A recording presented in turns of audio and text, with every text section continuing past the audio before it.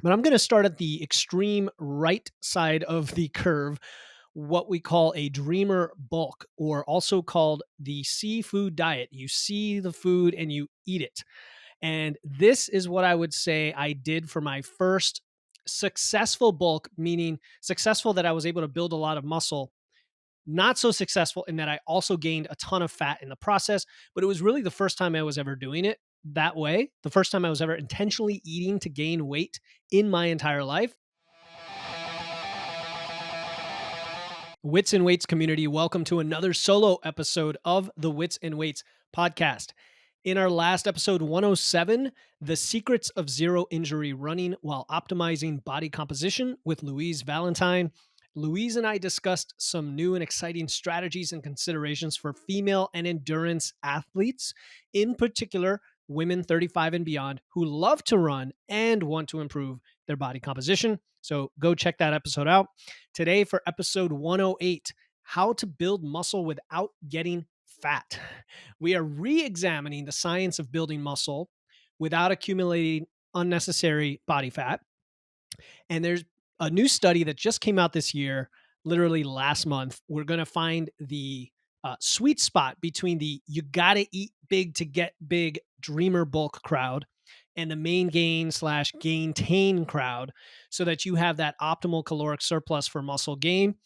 I'll share some of my personal experience with these various ranges, these muscle building ranges, and of course, re emphasize the role of things like strength training and protein and discuss practical takeaways to set up your own effective bulking strategy. This episode gives you that nuanced approach to lean muscle gains so that you can achieve a muscular and lean physique without the extra fat. That's the whole point of this. So let's jump into today's topic, how to build muscle without getting fat. And I want to start talking about my personal experience with this first so that I can tie it into the evidence, and keeping in mind that everyone's individual experience is going to vary. And in fact, a lot of this data, no matter how good it gets, is representative of the population and not necessarily any one individual. So always keep that in mind.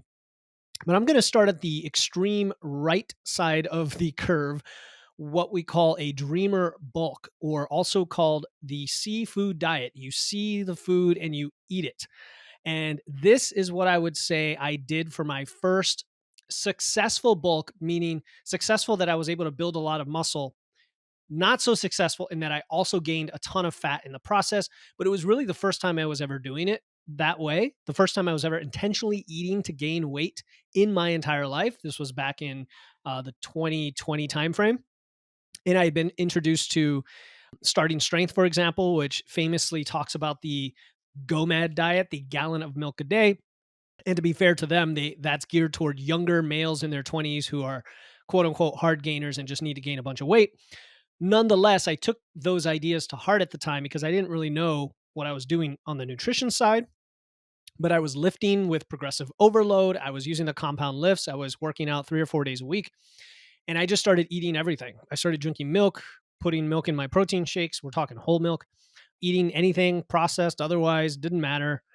And developing some not so great habits on the food side, but nonetheless seeing the results on my lifts, on my gains, and so on.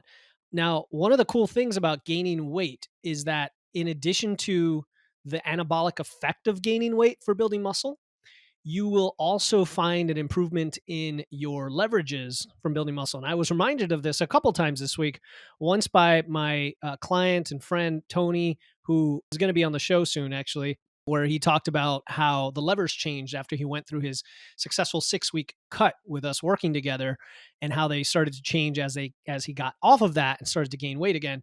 And I also heard about it on it might have been the Starting Strength podcast, I'm not sure, talking about the angle between the muscles and the bone when they insert based on how much mass you have. We don't have to get into all the science. The point is your levers change and you're able to actually move more weight as you get heavier. So I was getting the benefit of that during my bulk back in 2020, and I was actually gaining quite a bit of strength. I mean, I doubled or tripled my big lifts from what they had been before. And so that is one approach. The problem is I gained probably 40 to 50 pounds overall, and it wasn't all muscle. Maybe 10 to 15 pounds of it was muscle, which is awesome, right? Like in your first, 6 to 12 months as a male to gain that much muscle is what you're going for. Women, it's going to be potentially a little bit less.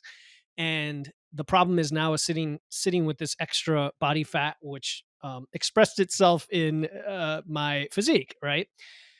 So that was my experience with a dreamer bulk. So lest you think that just eating more builds more muscle, it's not true. The amount of muscle you can gain will top off at a certain point, and all that you're going to gain after that is fat. So that's part of this equation.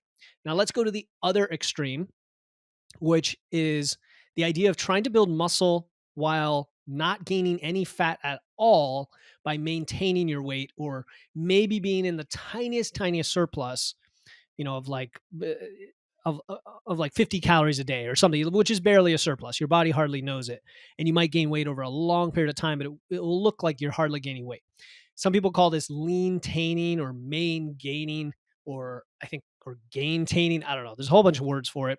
And I would say that there are special circumstances like brand new lifters where you can get a ton of benefit and some body recomposition going on at maintenance. And I highly recommend doing that if you have a little bit of weight to lose when you start that process, so that you don't have to face that fear of gaining more weight just to build muscle when you already feel like you're a bit overweight.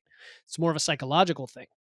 But if you want to build muscle as effectively as you can and you only stay at maintenance, you're barely giving your body that anabolic environment to build the muscle. And so it's going to take a lot longer. And the idea is we know we need a calorie surplus to build muscle. But the question is, how much is too much? How much is too much? And the typical range that I've talked about often, and I still stick to, and I think is still supported by the newer evidence we're going to talk about today, is around 0.1 to 0.25% of your body weight per week. But we're going to give it some more nuance. We're going to talk about how the new science or the new research by Dr. Eric Helms maybe also just supports that or gives us some more ranges to work with depending on your training age. And you'll come out of this with maybe even more clarity on what might make sense for you as an individual. Okay, so let's talk about the basics first, right?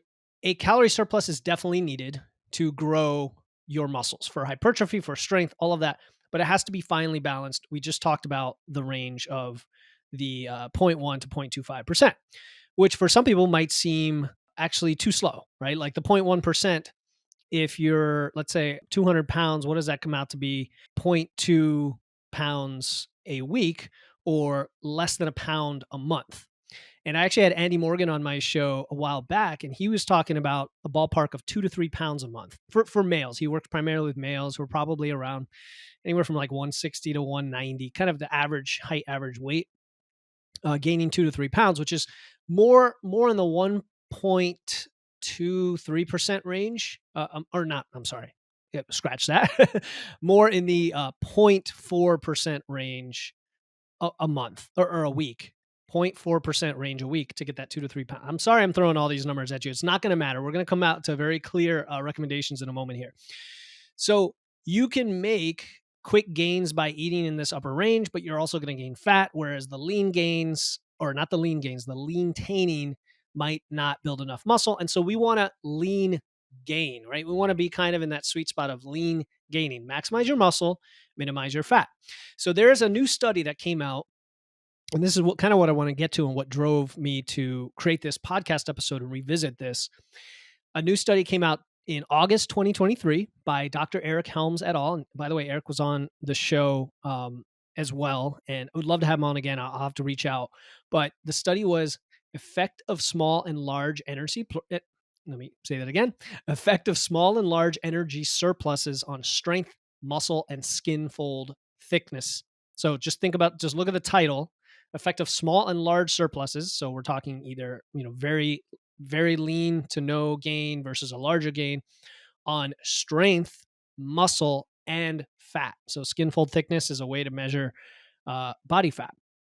And there were 3 diet conditions in the study: maintenance, a moderate surplus, which was a 5% calorie surplus, or a large surplus, which was a 15% calorie surplus.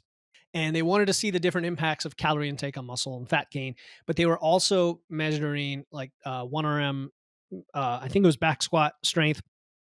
We're not going to get into all the strength results that they found. I think the general consensus is it didn't make a huge amount of difference relative to the fat gain difference. And that's really the goal of what I'm trying to get at today. But I'm going to give you an example of if you were, let's say, 180 pounds, we're just going to take a 180-pound person with a 2,800 calorie maintenance. So the maintenance calories are 2,800, 180-pound person. This is actually kind of similar to what I am right now. I probably have a maintenance of around 3,000 and I weigh 185 right now. So 180 pounds, 2,800 calories maintenance. If you were in the moderate group, you would be in a surplus of 140 calories a day, which would equate to about 0.28 pounds gained a week. So if you do the math, that's like a pound a month or a little over a pound a month. So pretty lean, pretty small surplus. If you were in the large group, again, 180 pounds, 2,800 calorie maintenance, you would be eating 420 calories surplus a day, which equates to 0.84 pounds a week, which is over 3 pounds a month. And again, going back to when I mentioned Andy Morgan, the 2 to 3 pounds a month, you can see we're both under the, either way under that at around 1, or kind of at that top range, or a little bit above it at a bit over 3. Again, for a 180-pound person in this calorie range, you might weigh more or less, and you might burn more or fewer calories. It's going to be very individual. So the results on the strength gains and body composition showed that the moderate, rather than the large surplus or the maintenance, was most effective for strength gains and improved body composition. And I'm going to share a few quotes. The first quote is going to be from the Eric Trexler review of the study recently published in the Mass Research Review. And he said, quote, "For beginners, a rate of weight gain above 0.25% per week is likely defensible, assuming they're in a hurry and wanting to maximize their rate of muscle gain." Okay, above 0.25% per week. Now, that's normally the upper range we're talking about. And he's saying, if you're a newer trainer and you really wouldn't just make this happen pretty quickly, which a lot of us, we want the results quickly, or maybe there's a schedule reason for this or what have you, above 0.25% is defensible. For most experienced trainees, a more moderate pace of 0.1 to 0.25% per week is probably more appropriate, particularly if they're wanting to avoid a disproportionate degree of fat gain. Again, this is from Eric's quote. For people who are extremely advanced and legitimately close to their personal genetic limit for muscularity, then their rate of weight gain should be quite slow. So he's kind of separating into 3 groups: beginners or early intermediates, intermediate or advanced trainees, and very advanced trainees. I'm guessing most people listening to this show are in the first or second group. I would consider myself in the second group. A lot of you are in the first. Probably some of you are in the third group as well, which love to have you listening to this because it's all applicable. But I'm gearing this toward the general lifestyle lifter, person who wants to improve their physique, their body composition. We continue to see evidence that the 0.1 to 0.25% is probably kind of an average range if you have some advanced training, if you have some training under your belt. But 0.25, above 0.25% per week, maybe a better number to shoot for if you're more on the beginner to early intermediate side.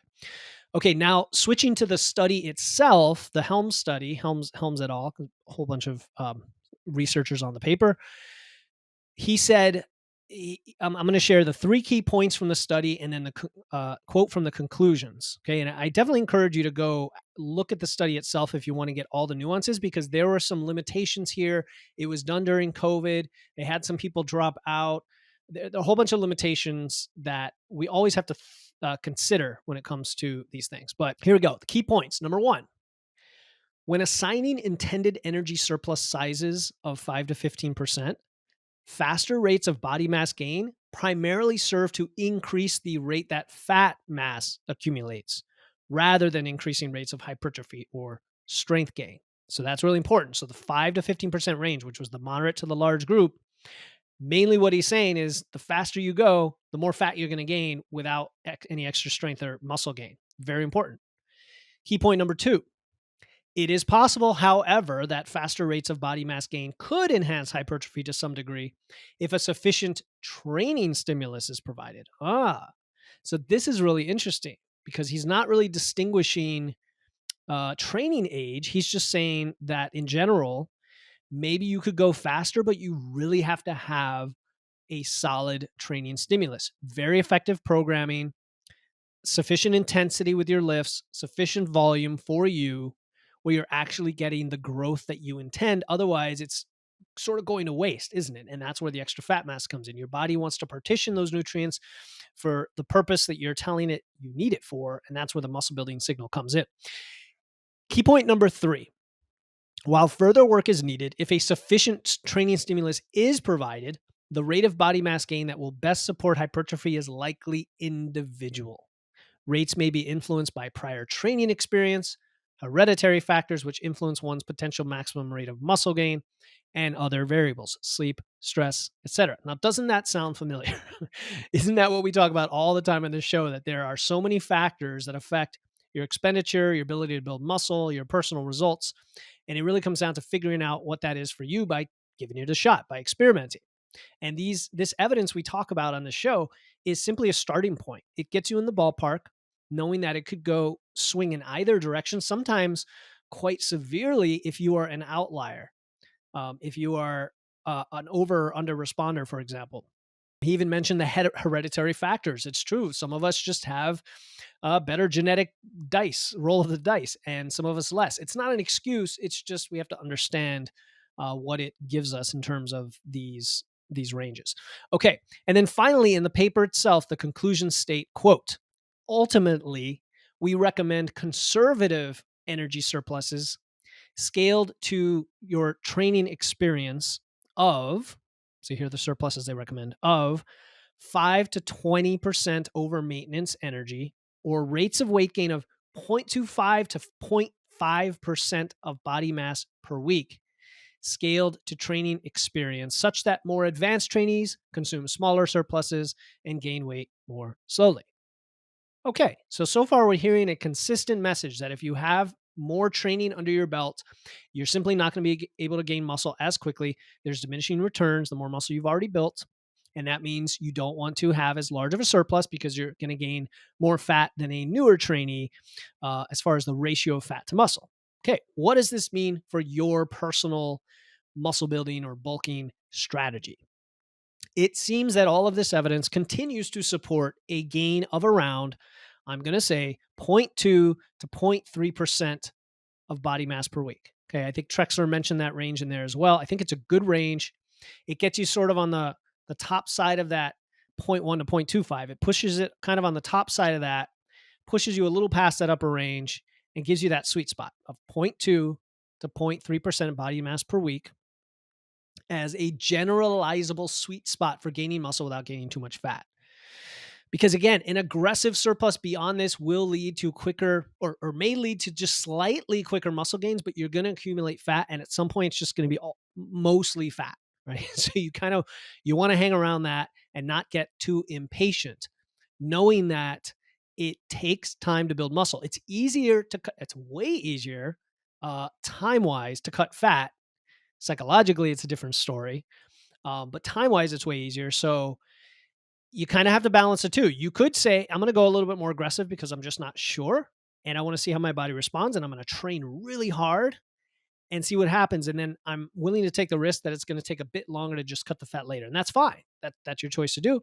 Or if you know you're not an over responder, or you've already been training, or let's say you're a woman and women just tend to build muscle slower than men.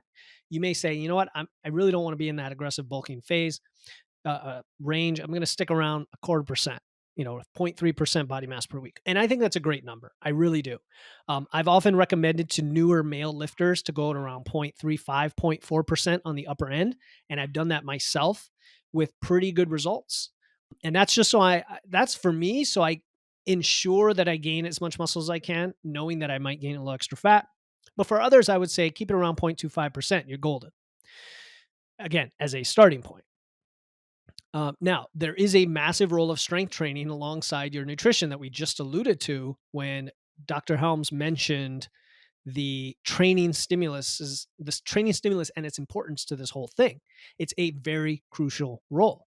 All of this that I'm talking about assumes you are lifting properly And the best way to know this is with information. And what information do I like? I'll give you a few different things. First, your lifts are going up in some way. Your volume, but primarily your intensity. Intensity meaning the weight on the bar or the dumbbells or what have you are going up. So that's either weight on the bar and or reps are going up and or sets or a combination of these based on your programming. And you feel like you are getting stronger and you are performing more and it's not totally over fatiguing you and causing recovery issues, assuming you're including proper deloads and such as needed, you should be able to see this progress pretty consistently. The second thing is I like to take body circumference measurements both during fat loss and muscle gain. And when you're building muscle, two important measurements are your biceps and your thighs, your bicep and thigh circumference. So also possibly your neck circumference, which may go up during fat loss or during muscle building phase as well. All of these can tell you, yes, I'm building muscle. Now, these are going to go up with fat gain as well, and that's where the improvement in your leverages come into play. But you definitely want to see them going up. You don't want to see them flatlining. And then you also want to see that your waist circumference, whether you take a simple kind of belly button waist circumference or you do the three, navel, inch or two above the navel, inch or two below the navel kind of measurement, whatever you're doing, that it is going to slightly increase over time because you're gaining fat, but we don't want it to increase too much. That's kind of the toggle, or what am I trying to say? That's the limiter that you want to see that tells you that you're not really gaining fat too quickly. Okay, you're going to gain it, but not too quickly. Now, I've said it before, you can't rely on any form of body fat measurement for accuracy, but if you use something like the Navy formula, which for men requires neck and waist, for women requires neck, waist, and hips. Okay, not thighs, hips, like all around to the peak of your butt, basically, your hips. The trend of that can tell you how quickly you're packing on body fat. And I've seen this for me in the past when I've done a more aggressive build where I'm like at 0.4% versus a more lean gain at like 0.1 or so. I will see that the fat gain slows down when I'm going at a slower rate, which is great. It's validating what you're doing. So those are the things. Your lifts are going up, your bicep, thigh, neck, waist, or hip circumference, and then your weight also, or your waist circumference is going up, but not by a lot. Okay, so the practical takeaways here. How do you do a muscle building phase? Let's just recap the whole thing based on the data. All right. Number one, you have to find your maintenance calories. Now, if you've never tracked your food before, if you've never done this before, I'm going to recommend listening to some of my other episodes where we talk about tracking your food, where we talk about what do you do first? Do you build? Do you lose? Do you maintain? There's a few in there. I'm going to try to link to them in the show notes, but they're easy to find if you go look at the back history of the show. But you want to find your maintenance calories and know that your maintenance calories are not fixed. They change daily.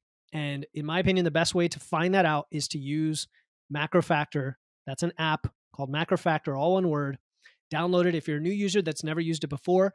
Use my code WITS and WEIGHTS, all one word, all spelled out, WITS and WEIGHTS, to get an extra week on your free trial. Use it, try it out. You're going to be really excited about how it works because unlike the other apps like MyFitnessPal and so on, it's not just a logger. It actually feeds you back information that helps you modify your intake each week because it calculates your metabolism. It calculates your maintenance calories based on your food and your weight. It's really awesome. Okay. So rather than trying to do a bunch of spreadsheets, or definitely don't use a calculator online because that's not going to be anywhere close to your real maintenance. It could be off by 400 calories in either direction.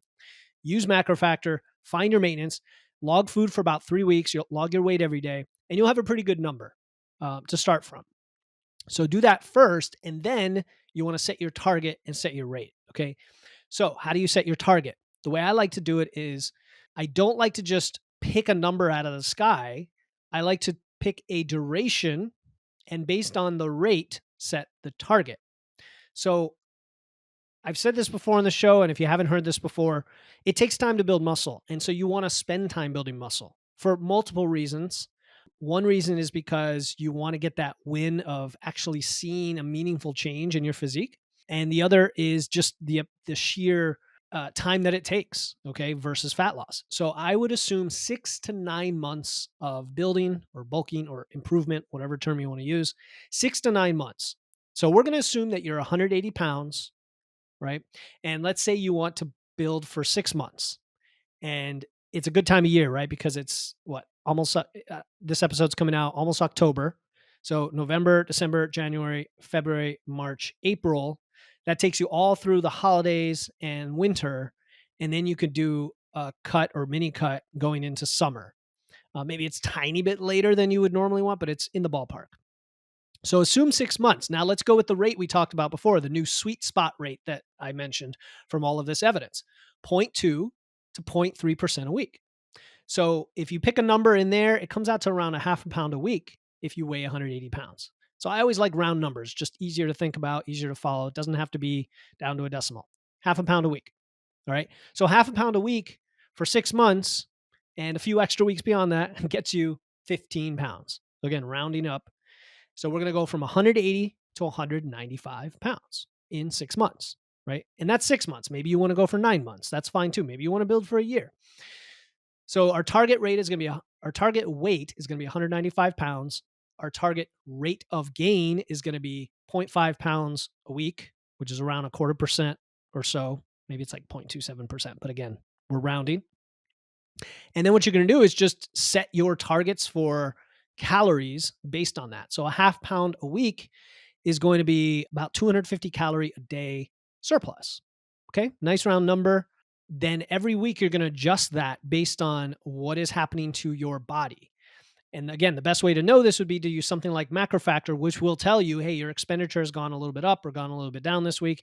Therefore, we're going to adjust the calories up or down to keep you on that rate of gain, because we don't want to go too fast and build and lose fat, but we also don't want to go too slow and start to stall out. Okay, so this is all based on what's happening to your body. Now, as you go through a building phase, if you're going half a pound a week, you will overall, your metabolism should increase.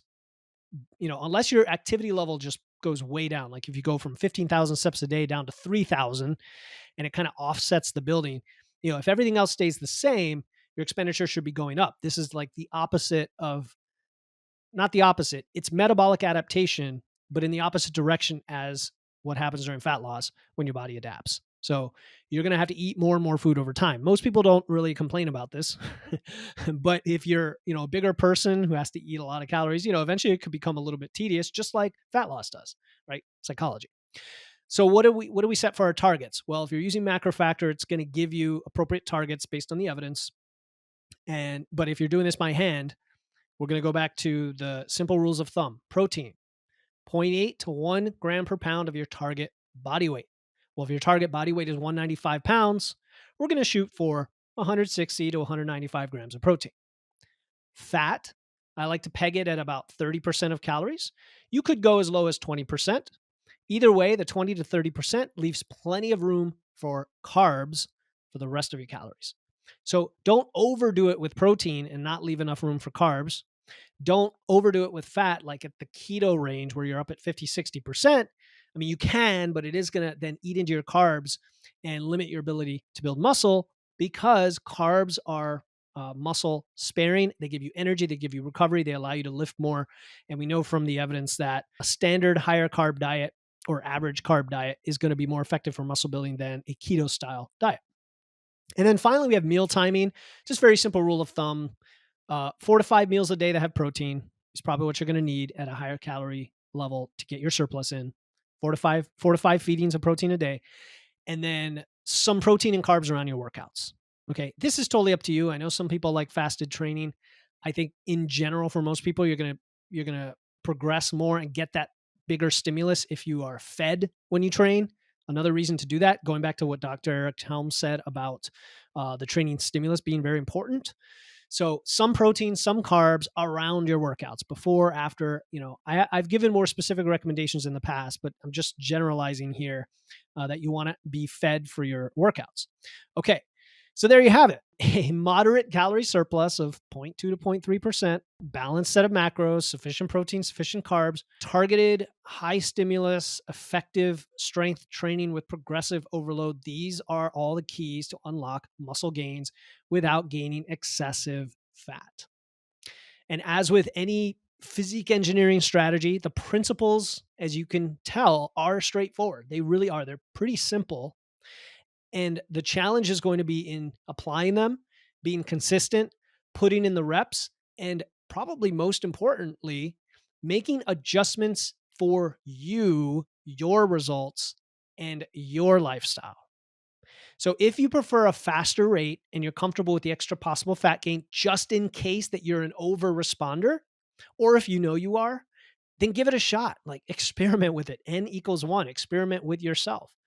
Worst case, it will confirm that you gained a little too much fat because you're measuring all the things, right? You're measuring your circumference and how you feel and all this. And that all you would have to do is a slightly longer or more aggressive cut to lean back out. Best case, though, that you're going to find that this is perhaps your sweet spot. So it lets you find that number more efficiently than just picking the same number every time from what a podcaster tells you. Okay, in our next episode, 109, high performance training built on a platform of strength with Andrew Romeo. I'm bringing on my longtime coach, Andrew, to chat about how to make fitness a core part of your identity, how to balance the demanding roles of family, work, and life, and how to make strength training work for you at any age. Last thing, I didn't want to forget this. If you want to build muscle and are not sure how to start, or if you want help following the process I laid out in this episode, just reach out to me. I'm a human being. I will have a conversation with you, not selling anything, literally just, hey, reach out. This is what's going on. Cool. Great to meet you. Based on your question, maybe check this out. Here's a video. Here's a guide. Here's an episode. Or I'll give you a straight up answer on what to do for your situation. To do that, just send an email to philip@witsandweights.com. Philip@witsandweights.com. My name has one L. Just make sure to spell it right. Philip@witsandweights.com. And you can also find links to contact me there and other ways in the show notes. As always, stay strong, and I'll talk to you next time here on the Wits and Weights podcast.